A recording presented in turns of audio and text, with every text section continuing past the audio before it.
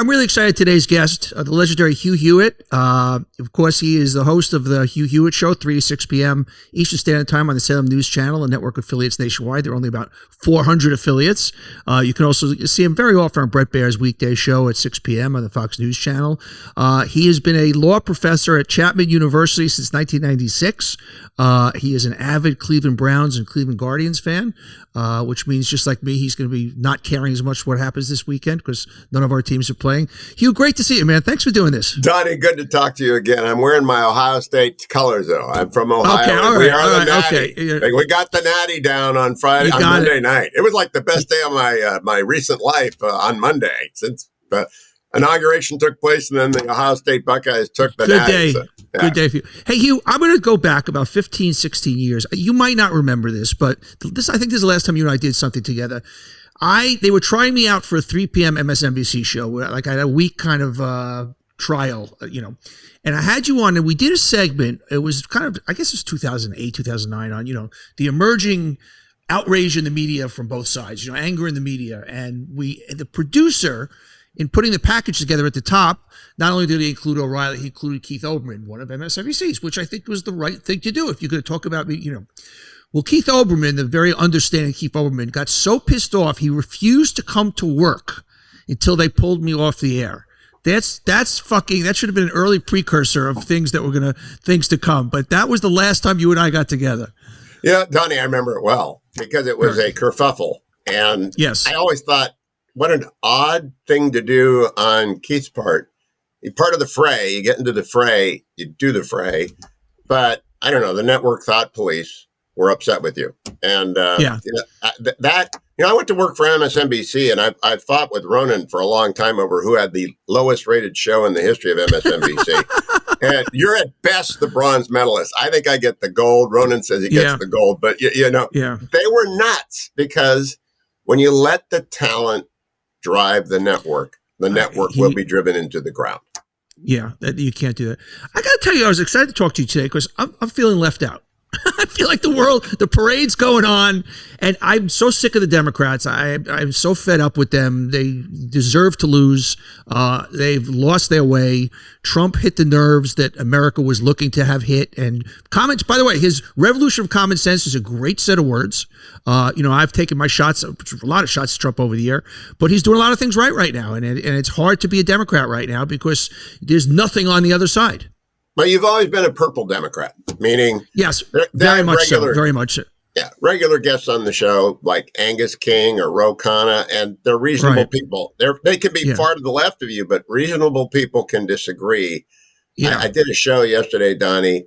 Donald Trump was an accelerant on trends that were already in place, and Keith Olbermann was sort of the forerunner, the person of outrage being marketable, the monetization of outrage. And then Nancy Pelosi picked it up when she beat Jane Harman and took the Democrats left. Then Harry Reid picked it up when he broke the filibuster. Then, of course, Donald Trump saw the opening, took over the world in 2016. He's never stopped taking over the world. And now he's the Rosetta Stone. I spent all day yesterday talking. He's the Rosetta Stone. He explains everything for the last 10 years since he came down the escalator. You've never been an unreasonable liberal. You've been a reasonable. No, I'm not a liberal. I'm not a liberal. I'm a raging centrist, that's why I feel left out right now. And I feel there's a lot of things Trump's doing make sense to me. There are a lot of things I'm not happy about. But the Democrats is just like they've turned. I said this on the Iron Morning Show the other morning. They've turned into the party of nerds and whiners. And I know my audience is not going to be happy about that. But what Trump, more than anything, I believe that Trump's appeal is his strength, and that people respond to strength. And the Democrats just lost any sense of mojo or testosterone. I don't even mean that from a masculine point of view. I mean that from a, what's the word I want to use? Just from having some balls, and that's what people respond to. I think he's the toughest, most resilient guy I've known since Nixon. I know Nixon pretty well. I went to work for him in 1978, right out of college when he was in his exile in San Clemente. And he got knocked down so many times. He got back up every time. Donald Trump's the same way. They're both resilient and tough. Now Nixon comes from dirt poverty in California. Trump comes from development wealth in New York. They couldn't be more different. But resilience is a quality that knows no political designation. Bibi Netanyahu, resilient. And there are bad guys who are resilient. But it is the defining quality of Trump is to be tough. Talk to me about his. I actually liked his speech, his inauguration speech. I didn't like the second speech. Talk to me. I read a piece we wrote the other day of just how you really think it hit every nerve. I did. And I thought, he landed the plane in 30 minutes. This is the most important thing. Yes. The American attention span is, as Joe Rogan has shown us, as you have shown us, as I have shown people for your talk radio, is segments of 10 minutes, but not an hour and a half conversation. And nothing on television is actually longer than 10 minute segments. That's like segment A block, B block, C block. Yeah, A block. Yeah. And some of them are 4, 5, and 6 minutes. So number one is that he landed the plane. Number two, he started on a high note. Then he got very tough with the past 4 years without being personal.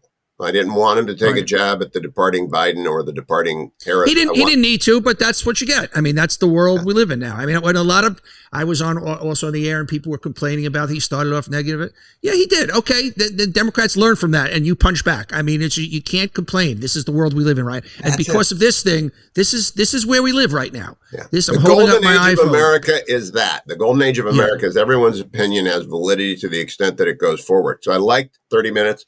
I like the high point of the golden age of America. I like the promise of optimism and economic growth. We'll see if it comes. And I like the reckoning. There's a reckoning going on with the overhanded play of the hard left of the Democratic Party. They really lost their way. Now, my favorite Democrat, who's been on the show, Governor Josh Shapiro. He is. I love Josh. I think he's next guy up. I think he's next guy up. I hope so, because I know Josh, and before he became governor, he was the attorney general, so we talked lawyer to lawyer, and we had a great time. He's fabulously talented. I'm from Ohio. He's from Pennsylvania, so he's wrong about football, but he's fabulously talented. Why, Donny, did they not put him on the ticket? I think I know why, but why do you think they didn't put him on the ticket? There's a couple of reasons. I think in some of this I've got from Inside Baseball is that he didn't really want it. That he went in and met with her, and he basically gave her a laundry list of this. Look, if I'm going to do this, A, B, C, D, E. I think in his gut he didn't want to be her number two. And Tim Walz went in and said, "Whatever you want, I'm here to serve at you." And she took the easy choice. And I don't think it was because he was Jewish. I think that they would have won Pennsylvania. If it was because he was Jewish, shame on the Democrats. Then they deserve everything that happened to them. But I was devastated at that choice. Walz was a horrible, horrible choice, and he proved out to be. They were agreeing too much. Yeah, we're agreeing too much. Well, that's why I was so excited to have you on. I'm so tired of my own echo chamber. You know what I mean? And it's just I want to. And I said when I opened the show is I had breakfast with a buddy of mine, and I'd say my friends were 50-50 on voting for Trump and not voting for Trump. And he was like 50-50 in Manhattan. Yeah. Yes. A lot of it had to do with a lot of my Jewish friends said, "Fuck this! I'm voting. I'm a single issue voter. I'm voting for Trump." And a lot of people were just so fed up with the woke stuff, with the transgender prisoner. That was one of the most effective ads I've ever seen. The prison ad about the trans, which by the way was implemented under the Trump administration, but the Democrats were too much wussies to get up and say, "Oh, by the way, we didn't initiate that because they didn't want to offend anybody." Yeah, I did not. We didn't want to offend anybody. Yes, but they were too afraid to get up and say that because they would then offend some people. The DEI, and Trump touched on this, and some of my listeners are not going to be happy, has gone way too far. I don't have a friend in corporate America that doesn't say that. Their eyes are off the ball. Now, by the way, there's pendulum swinging. You want the pendulum to land in the right place. We've got to be inclusive. We've got to give people who have harder beginnings easier chances to make it to the top. But there, like everything else, there is a pendulum that swings too far. Donny, the best thing that the new president can do, he's already done, which is declare the executive order ending DEI, which is actually just returning to the 1964 Civil Rights Act and the vision of Martin Luther King. But on Governor Shapiro, I think it was because he was Jewish, because that was a tipping factor. So he's tied with Tim Walz, and all the things you said I have also heard, but not directly from the governor. So on the tipping point, now we got 15% of the party that are just nuts hating on Israel and not even condemning 10-7. So let's go with Walz. He's easier. Well, the easy way never wins. The hard way wins. And the hard way is, if they put Josh Shapiro out every single day on every platform, Kamala Harris would be president today. That's 100%. My belief. And I am so rooting for him. And the thing that's interesting now with Trump is, And I said this, I bumped into his attorney, Alina Abba. And I said to her, he has the chance to be on Mount Rushmore. He has the chance to be great now. Just leave the angry stuff aside. Leave for instance, you could have pardoned just the nonviolent January 6th guys. You didn't have to pardon the violent guys. That's where I never understand Trump is in other words, I want to, I said, I feel like I don't fit in anywhere anymore. And it's just it's that kind of stuff that kind of pushes me back. Now, Donny, I don't know if you know Andy McCarthy. He has a great podcast, the McCarthy Podcast. No. Former federal prosecutor, maybe the smartest criminal defense lawyer. He likes 1,000 of the pardons. He doesn't like 600 of them. I'm not a criminal defense lawyer. So I teach constitutional law, and I don't teach crim pro, and I know a couple of the J6 defense counsel, but I was pretty angry on J6 at my friends were in danger. I had members of Congress texting me, they're barricading their room. So there was a very bad breakdown on January 6th, and culpability needed to be assigned. But always, we can't wrap up the innocent. Sorry about that. We cannot wrap up the innocent among the guilty. And so Trump swept it aside. And I think I know why, which is if I do case by case, this will be a story in the newspapers every day that I drop another pardon or commutation or and so he just, we're done. Now that's how Trump operates, and he's never going to change. And, if you're the branding genius, what is his brand? It's like its own deal, right? He is the most brilliant marketer in the history of marketing. And what he's also figured out, and let's see, when you talk about the January 6th, I got in trouble on the air the day I said this. I said, he's plugged into the heartbeat of America. And when you give people enough of what they want, and people simply wanted to say, we're going to be safe, we're going to close the border, we're going to beat inflation, they'll put up with a lot of other stuff. And also people respect authenticity, and they'll put up with strong and even if they don't believe everything versus milquetoast and transparent. It's very visceral. What people respond to, and the Democrats can't. And I've said to them, and I've said now, why don't we start paying attention to what he has done right to learn? If you want to win the House 2 years from now, if you want to take back the presidency, instead of focusing on, and yes, there is a lot of wrong stuff, and there is a lot of stuff I have problems with it, but if that's all you do and that's all you have to bring to the table, you're never going to win again.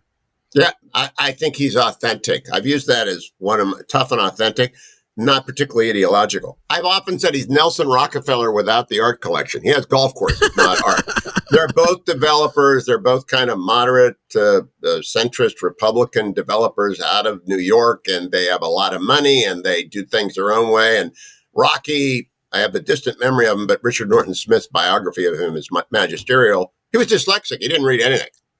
Trump read some stuff, but Rocky didn't read anything. He had to talk. He had to talk to people to learn stuff. And brilliant guys, both absolutely dominant in their field. Let me ask you something, Donny. Since you are a moderate in the center, my old friend Joe, with whom I used to appear on Morning Joe when I would do. Sure, MSNBC. No, I remember you on. Yeah. And I'm still in touch with Joe. We communicate. I don't talk to Mika much, and I have a rule, which I assume you have, which is never to talk really tough about your former colleague. I'm curious, have you noticed any kind of change in the atmosphere around MSNBC? Well, I think there is I think there would be something wrong if there wasn't a change in the atmosphere a little bit. I think that to sit there at this point and just bash and just sit there and you're howling at the wind. I think, and I know Joe took a lot of shit for going down to Mar-a-Lago. I thought he did the right thing. I thought he did the right thing for him. I think he did the right thing for the network. I think he did the right thing. I don't know why he got so much shit for that. It was the right thing for the network. Yeah, and it was the right thing, and it was the right thing for him personally, and it made sense. He basically said, "Look, what am I going to do? Just sit here and howl at the wind and not somehow be connected to the president and not in any way have any relationship with him and just put my head in the sand?" So I feel I'm talking a bit differently now. Because you're tone deaf if you're not, and it's like I'm almost personally like searching. I sat with my buddy this morning, and I started to say this, who's a big Trump fan. He's like, "This is the greatest thing in the world, and everything's amazing." And I kind of feel left out of the party, and I'm not on the other side anymore. I'm an independent basically at this point. But stuff like don't do the vengeful stuff. Don't go after the January 6th. Like you don't need to do that. And that's what I understand. If I was in a room with him, I'd say, "Mr. President, you've won. you got the wind at your back. The people like me that are hovering, they'll come aboard if you just leave the other stuff. Like you have your base. They're not going anywhere. So what do you need? You do all the stuff that you're doing that's right, but say, you know what? They went after me from January 6th. They didn't. This is what happened. I'm ready. I'm here to lead everybody, and I'm not here in the revenge business anymore. You're not tone deaf, Donny. You're not tone deaf. You are actually the latest approval rating for the president is 57%. There are 57% of the country is not Republican. I've been a Republican since birth, right? It's on my birth certificate. Hugh Hewitt, Warren, Ohio, Republican. I didn't see that number at 57%. I've been waiting to see an approval rating number. That's interesting. I'm not came out this morning, 57%. And I'm waiting for Gallup, which is the gold standard, but I'll take 57% as the opening bid. And that's a lot of people who are not Republicans. What do they like? Yeah, and they like not being Biden. They like not being infirm. They like having someone there that they actually think. Yeah. And the only thing I will say about the former president, because it's not my habit to beat up on old people, is that he shouldn't have run a second time. No, we all know that. It's a Ruth Bader Ginsburg. He did. I think the one thing that the Republicans did a great job of, and Trump did a great job of painting that the country was in shit state. It wasn't. There just wasn't a leader out there to tell the story. And let me ask you about Gavin Newsom then. I'm in California. I lived here nonstop. He's too far left. He's too far left. He's not the answer. It doesn't work. Nothing works out here. No, that's not the answer. It's not. Gavin Newsom is not the answer for the Democrats. It's too far left. And by the way, and I've also said this, and I mean this with all respect because she's a very good politician, AOC is hurtful to the party overall. When you can put her out there as the face of the party, you're going to lose a majority election. Forget where you stand. Forget what's right. Forget what's wrong. Forget where. But if she and the squad or any way seem to be the faces of the party, I know we need a big tent. Both parties need a big tent. You lose. That's what happened. You asked me, half of my friends voted because they would say too woke, AOC, and this is not a personal thing against her. It's when you stand for the things, and even the Democrats on Israel couldn't get it right. Just without a comma afterwards, come out and say what Trump. His one tweet when he said Hamas is going to have hell to pay for if they don't let the hostages. Now, forget whether it was a stunt or not. Forget whether this was going to happen either way, one way or the other. That's what people want to hear. They don't want to hear with a comment. And by the way, if you're going to lose some people on the far left, lose them. You're going to gain more going into purple land. I mean, that's always been my philosophy. They couldn't get that, So there is no comma with Donald Trump. He's a comma-less person. He speaks in declarative sentences, usually with exclamation points, sometimes all caps. And that's never going to change. I got to ask you about New York City, Donny. I always interview people when they interview me. So I do the same thing. I'm much better. I like asking questions than answering them.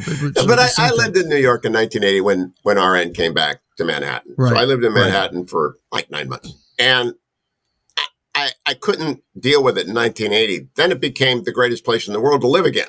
By 2000 until 2001. Then it was still a great place to live again after the disaster was dealt with and the terrorist attack. Now it's hellish again. And I remember John Lindsay not being able to do it. So it's not a Republican-Democrat deal. It's how do you govern Manhattan? Because if we can figure out how to govern Manhattan, we'll figure out how to govern L.A., but nobody knows this, how to do it. Here's the one newspaper headline that I saw, and I said, this election is over. Eric Adams had to take $1 billion out of the budget to house illegal immigrants and give them credit cards and take it away from teachers and firefighters. You don't need to hear anything else. Yeah. You could be like that. That's it. The world has lost its mind. The world has gone upside down. And even the most progressive people, I'm not a liberal, but I'm a progressive thinker and I'm an inclusive thinker. You just go, what the fuck? What the fuck? And so somebody needs to come in. I actually think Cuomo will do a good job. I think he'll be our next mayor. You may like him or not like him. I think he's a common sense guy for the most part. I don't think any of the other people, the bureaucrats that are in the race right now, the Howard Stringers, I don't think they're real players. Or if somebody just comes in from the outside. But New York worked under Bloomberg. It worked under Giuliani until he lost his mind. But while he was here, he was a good mayor. New York works under a more moderate. It's hard to get elected because of the primaries, obviously. You need someone that understands we need business in New York. If business is not succeeding, New York is not succeeding. New York is a trickle-down place. And so that's my feeling. I'm going to throw a dart. Do you know Tony Shores? No, I don't. Earl Shore's son. He was in a couple of these administrations. A friend of mine from college, long time ago. So as our age, and really smart. And there are really smart people in Manhattan. You got to let them run things. In California, the dysfunction is so endemic. I really wouldn't give us any money. I say us because I'm in California every other year to teach at Chapman. I'm not giving up my professorship. I want to teach constitutional law for as long as I'm able, so that a generation of law students on the West Coast at least know that there's a different view than what they're getting at the law schools out here. Nothing works. It's not left right. Nothing. The fires consumed enormous swaths of wonderful people and middle class people, and everyone's wonderful. But I mean, upper income houses down to lower income houses. It consumed everything because we were not prepared. And what would happen if we had the big one? I had to talk about this around the dinner table the other night with some good friends. We're waiting on San Andreas. I've been out here since 1978, off and on, unbroken, 1989 to 2016. We're ready for the big one. We thought we were. I do not know what would happen in California. We would have to send in the U.S. military because nothing worked. I mean, they're brave people. The firefighters are brave. They went right to it. But the fire hydrants didn't work. We had any water. We had the 2 wettest years ever in my lifetime in California in the last 2 years. And there's no water to be had. Something is wrong, Donny. Something's very wrong. Progressive government out here does not work. Not that it's wrong. It's dysfunctional. Who are the other Democrats you see that you respect out there other than Joe Shapiro? I'd let Ro Khanna be governor. He's a progressive. He's a lefty. He's a Yale law grad. He's really smart. So I think Ro Khanna is brilliant. Josh Shapiro is brilliant. I think I want to be careful about this because I don't want to get in trouble in my home state. I'm now a Virginian. I think Mark Warner is really good. If Glenn Youngkin runs against him, I'll vote for Glenn Youngkin, but I think Mark Warner is very skilled. He's been governor, and Glenn Youngkin's very skilled. So there are three. Youngkin's good also. Youngkin's good. Look, there are a lot of Republicans I respect, and but what I don't respect is just sometimes stand up. You know what I mean? Stand up like you like. I didn't. Joni Ernst. If you feel this way, you feel this way, and stay with it and go like that. But it is. I know Joni pretty well. She wouldn't vote for Pete Hegseth. She would not vote for Pete Hegseth unless she had been satisfied in the conversation with him. And so I really, she's a soldier. And Tom Cotton's probably my closest friend in the Senate. He's as tough as Trump. I mean, the guy led foot patrols in Baghdad during the surge. People shooting at you every day. You don't get tougher than the 101st Airborne. So Joni was there. They're tough. If they vote for Pete, it's because they think he's going to do great things. Okay. All right. It's funny you talk about tough and we talk about this earlier.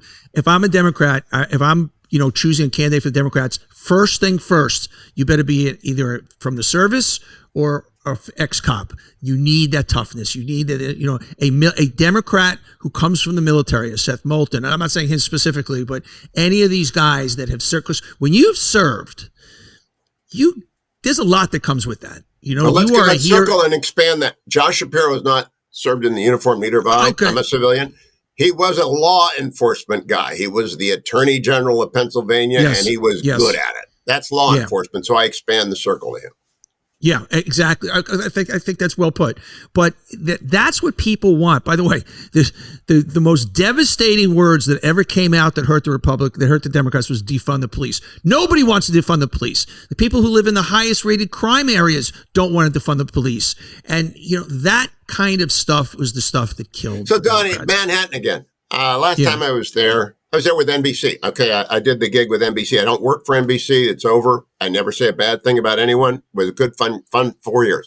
But I came back to help them out with the debate in November when we went down to Miami, had a Republican primary debate.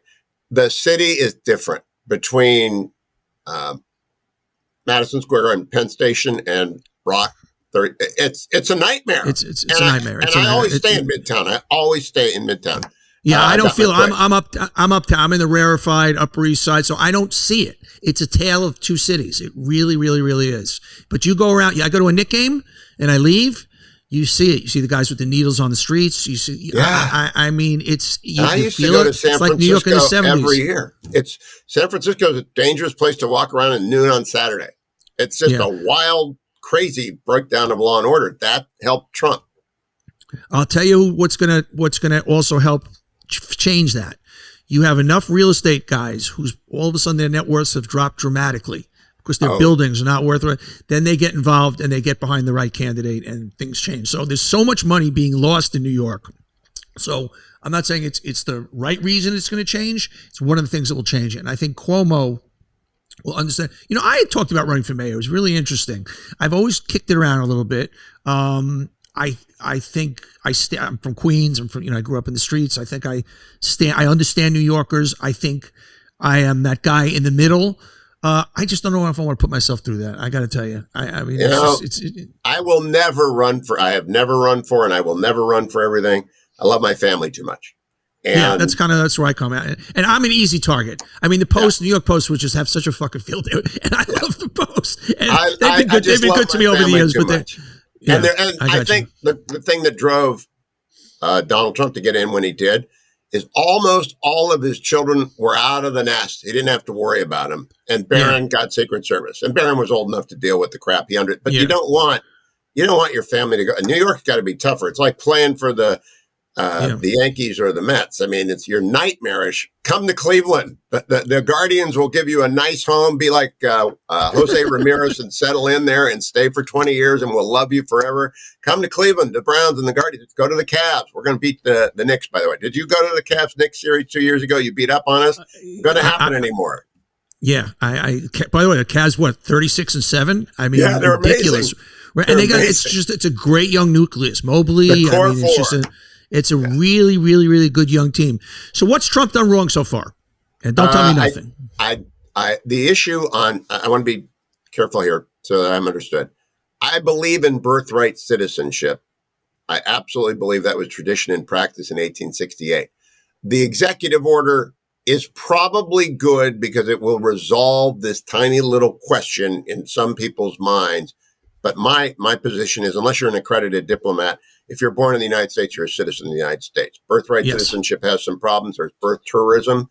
That's a real deal. We got to stop that. And there are ways to work around that. So I'm not sure if I don't like the executive order because it's going to bring closure. When I discussed this with Ro Khanna this week, he said, good spin. I said, not spin. I've been teaching con law forever. Wong Kim Ark was decided in 1898. It's not on the four corners. Not a lawyer. I don't want to bore your audience, but there's a constitutional gap that might fill. If he did it for the purposes of filling that gap, good on him. If he begins to deport criminals, good on him. If he begins to deport people who are working in the fields in the Central Valley, bad on him. So I'm a border. Well, that's where I keep coming back to. That's what he could go from 57% to 77% if you just don't do those extra things. And the last time I interviewed him, he said, I'm open to the dreamers. That was 2 weeks and 2 days ago. He said, dreamers, Trump. Dreamers. Yeah, sure, I'm open to it. And the deal for me is deport all the bad guys and the bad guys. That's a no-brainer. No-brainer. But do not touch people who have been here for 5 or more years who are living the life and working, because we need people who want to work. We need it. By the way, forget from a moral point of view, the economy needs them. I mean, it's sort of like what do you think he'll do there? I think he's going to do, I'm a border hawk and a regularization dove. I think he's going to vote for regularization. And this is, I think, a 75 to 80% position in the country. Don't throw out good people. But get rid of the bad people. Yeah. What else would you advise him to do at this point? And here's what the one missing thing that I think takes him from 57 to 77, the Jewish word sechel, which means, I don't know if you know what that means, just a little of the stuff where I want to, even if you were my enemy, or even if I want to bring you in. People are waiting for that. What's the word? What's the word? Sechel. Ask your friend, next time you speak to Josh Shapiro, ask him about sechel, okay? Okay, because I want to do that too. I think President Obama missed the greatest chance in the world. He realigned the country and then he botched it because he moved to the left instead of to the center. Joe Biden moved to the left, not to the center. Did Joe Biden really move to the left, though? He was moved by the people who was running that administration. It was pretty radical. Right. And Justice Brown Jackson is as hard left as they come on the Supreme Court. And so Amy Coney Barrett turns out to be, surprise, like John Roberts, and a center-right originalist. So if he moves to the center, it will upset some people on the right, but he'll establish a governing coalition. He cited William McKinley when he talked to Davos yesterday. Didn't mention, He said, greatest win in 189 years. That's McKinley, 1896, realign the country. Trump wants a realignment, and he can get it, but you can't get it by going right. You get it by going to the center. On the center, number one. Yes. Military preparedness is low. We are in a dangerous time. China wants to eat our lunch, and they're doing a good job of it. We need to plus up the military. Number two, stand by Israel. No daylight, zero daylight, no weapons pauses. 100%. Look, it was very tough for me as a Jew voting Democrat. I had to do a lot of soul searching. And the way I rationalized it to myself, whether I was right or not, that Israel, they're motherfuckers. They're going to do whatever they have to do one way or the other, as they demonstrated in last year. Very colorfully put. Netanyahu has done a great job. Iran had this grand plan. It's in shambles. Hezbollah's gone. Hamas is wrecked. Assad is gone. And Iran's been bombed. I think, but it was their rhetoric. They couldn't say it the way it needed to be said. He let them do it. By the way, the 2,000 bomb thing, I think that's a gesture. I don't think they needed those 2,000 bomb things. It was their nod to the left, but you didn't need to nod to the left. It's not going after the crazy people at Columbia. Right. Amen. I spoke so much about that on the air, and that's another thing. You asked me, half my friends, they would say my kids at Syracuse or my kids at Columbia or my kids at Penn, and what the fuck? And even yesterday in Columbia, I don't know if you saw that, a bunch of these guys with masks on, they wore like that. Doesn't play. That doesn't play for anybody. If you wear a mask on campus, campuses can do this. You should be thrown out. You should be thrown out. You should be thrown out. And that's what the KKK did. Do you know why the Fighting Irish? I learned this from a friend this week. They fought against the KKK. I didn't know that until this week. Yeah. They wouldn't let them on the campus. And the president of the university said, no, he said, no. Well, these people should not be on the campus. They're terrorists. They're terrorizing the kids. They broke into a classroom earlier this week. So I think Trump needs to send the Department of Justice Civil Rights Division, the Department of Education Office of Civil Rights to all these campuses. I'm a Harvard guy. No more money, Harvard. You're cut off if you do not protect your Jewish students. I'm not Jewish. I don't speak Yiddish. I don't know the words, but I listen to commentary podcast every day because I care about Israel. They're the equal of any ally that we have. They're a nuclear power. Yeah. And so both of those take care of our Jewish Americans who are being threatened and in 2 cases murdered in the last year by these crazy people. And in many cases at UCLA, actively prevented from attending class. This is a violation of basic civil and constitutional rights, and Biden didn't do anything. Nothing. No, they were hovering to the left. So what else can you say to my audience? Because most of my audience, I'm sure, are Democrats who are nervous, who are anxious, and they're like, this is not my country. I don't feel included. Trump is going to do this. Trump's going to do that. I try, and my stance now is we all got to kind of root and believe in the best and hope for the best and without putting our heads in the sand when things are wrong. Like I say, the January 6th thing was wrong. What do you say to them? I say I have this issue in my own life. I'm beginning my show today with to the TDS afflicted on the left and the right. So there is a Trump derangement system. But you don't even start that way. You're not going to solve the problem by starting that way. No, I'm not. That's what I'm telling the right-wing audience today. Okay. Because my audience is centered to the right. Yours is centered to the left. My audience. To the TDS, because on the right, there are people with TDS. They're too in love with Donald Trump. Donald Trump is a political figure. He is not a religious figure. And if your reactions to him are over the top positive, then you're mirroring the people on the left whose reactions are over the top left, negative. He should not be the source of great joy or great outrage. He ought to be the source of great satisfaction or disappointment. That's the spectrum. I play between the 40s. You do too.